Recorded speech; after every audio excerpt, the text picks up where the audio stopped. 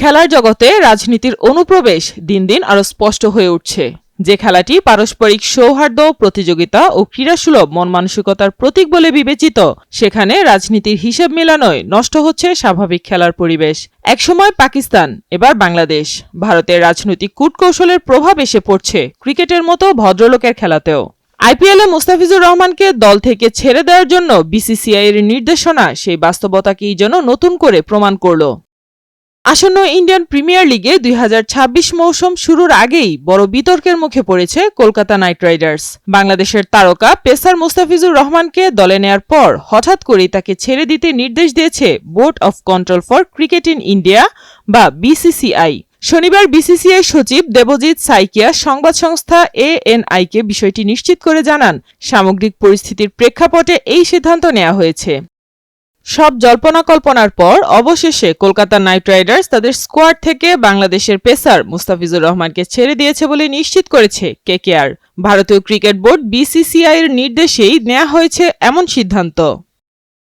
বিসিসিআইর ভাষ্য অনুযায়ী সম্প্রতি আন্তর্জাতিক ও আঞ্চলিক নানা ঘটনার কারণে কেকেআরকে এই নির্দেশনা দেওয়া হয়েছে। ফলে নিলামের রেকর্ড দাম 9,20,00,000 রুপিতে দল পেলেও এবারের আইপিএলে মাঠে নামা হচ্ছে না বাংলাদেশের কাটার মাস্টারের। তবে কেকেআর চাইলে তার পরিবর্তে অন্য কোনো খেলোয়াড়কে দলে নিতে পারবে, এমন অনুমতিও দিয়েছে বোর্ড।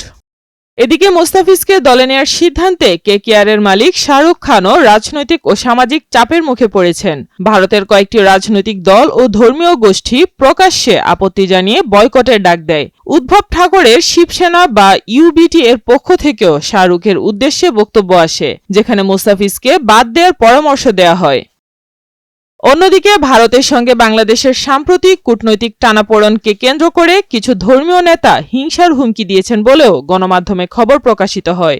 যদিও বিসিসিআই এর এক কর্মকর্তা দাবি করেছেন, কূটনৈতিক উত্তেজনা আইপিএলে প্রভাব ফেলবে না এবং বাংলাদেশ কোনো শত্রু রাষ্ট্র নয়।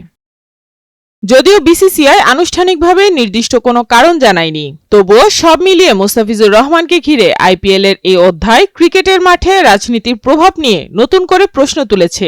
ক্রীড়া নাকি কূটনীতি, এমন প্রশ্নে ভারত কি শেষ পর্যন্ত কূটনীতিকেই প্রাধান্য দিল? সাইমা আক্তার, দিগন্ত স্পোর্টস।